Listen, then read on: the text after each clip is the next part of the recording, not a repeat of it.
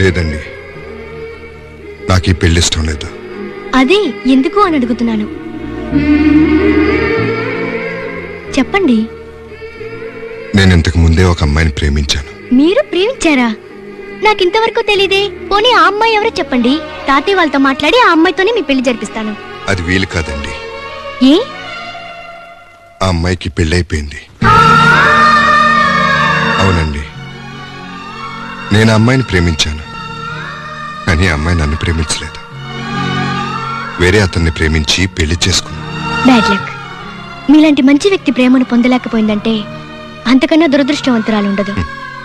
కాదండి, దురదృష్టం తనది కాదు, నాది.